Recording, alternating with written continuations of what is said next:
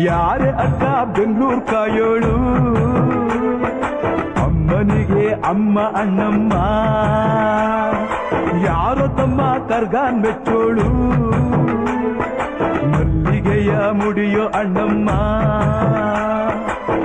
ಬರುತ್ತೀನೆಂದರೆ ಇಲ್ಲಿಗೆ ಬರೋ ತನಕ ಮೌನಿ